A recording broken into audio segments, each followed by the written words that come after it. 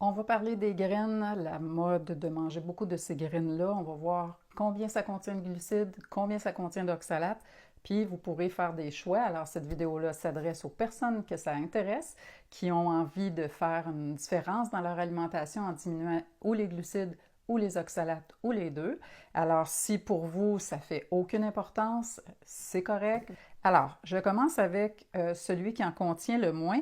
Donc, on a le chia qui contient seulement 2,5 grammes de glucides. C'est pour ça que souvent, il va être retrouvé dans les alimentations faibles en glucides.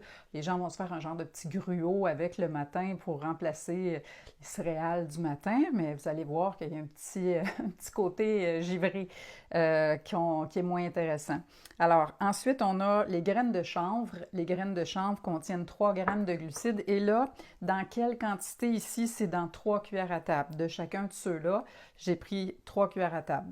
Pour les graines de sésame, on est à 3,5 grammes de glucides et ce sont les glucides nets. Hein. J'ai retranché la quantité de fibres qu'il y a dedans.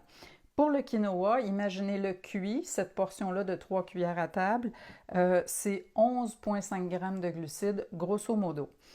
Maintenant, là, si on veut savoir combien ça contient d'oxalates, c'est là que ça se corse. Le quinoa contient seulement 18 mg d'acide oxalique, sauf qu'il est assez riche en glucides. Donc, pour moi, ça ne fonctionne pas pour mon alimentation. Ensuite, on a le chanvre qui a seulement 25 mg d'acide oxalique et pas beaucoup de glucides. Donc, ça, c'est une des graines que je mange de temps en temps. J'ai d'ailleurs une recette dans mon livre qui est faite avec ça. C'est la seule qui a des graines dans tout le livre.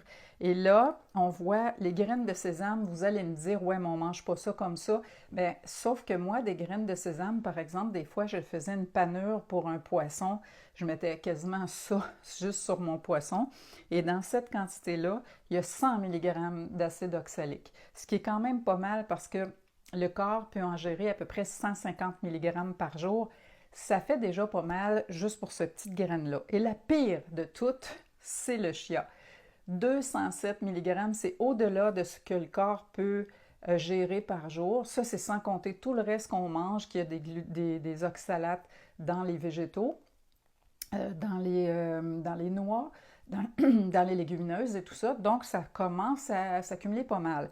Surtout que ça va servir souvent pour plusieurs personnes comme un genre d'épaississant dans les confitures, par exemple. Et là, les gens mangent ça tous les matins en se disant « Waouh, c'est le fun! Il n'y a pas beaucoup de glucides, sauf que on bouffe des oxalates pas mal trop souvent. » Fait que c'est tous ces genres de petites choses-là que je vais discuter aussi dans le webinaire du 9 et 10 avril où je vais un peu démystifier tout ça et je vais aussi vous présenter le livre de recettes que j'ai fait qui est La sourcière et sa bouffe, faible en glucides et en oxalates. Donc, c'est un livre qui a été fait pour être tout prêt, vous n'avez pas à réfléchir, tout a été compter. Moi, je suis juste habituée de faire ça, fait que vous n'avez pas besoin de compter aussi précis, mais au moins, vous voyez les choses qui sont faibles en glucides et en oxalates dans le livre et vous allez pouvoir cuisiner sans vous casser la tête. Fait que je vous attends le 9 et le 10 avril, c'est le grand lancement.